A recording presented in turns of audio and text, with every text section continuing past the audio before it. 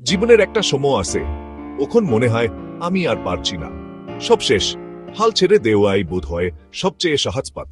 আমরা সবাই কোনো না কোনো যুদ্ধে লড়ছি। কেউ লড়ছে দারিদ্র্যের সঙ্গে, কেউ ব্যর্থতার সঙ্গে, কেউ নিজের ভয় আর সন্দেহের সঙ্গে।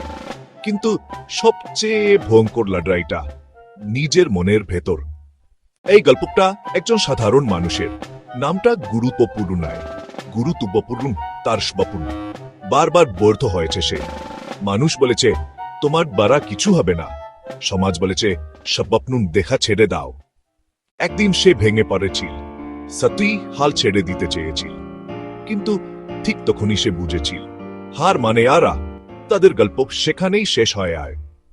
সে সিদ্ধান্ত নিল প্রতিদিন একটু করে ভালো হবে, একদিন না, এক রাত না, বরং হাজারটা ছোট চেষ্টা। কারণ সফলতা হাতায় আসে না, এটা তাড়াতাড়ি করতে হয়। আজ মানুষ তাকে দেখে অনুপ্রেরণা খুঁজে, কিন্তু কেউ জানে না সে কতবার ভেবেছে, কতবার কেঁদেছে, আর কতবার নিজেকে বলেছে আর একবার চেষ্টা করি। তুমি যদি আজ হাল ছেড়ে দেওয়ার কথা ভাবো, মনে রেখো তোমার গল্পটা এখনো শেষ হয়নি। হাল ছেড়ো না, কারণ সেরা অধ্যায়টা এখনো লেখা বাকি।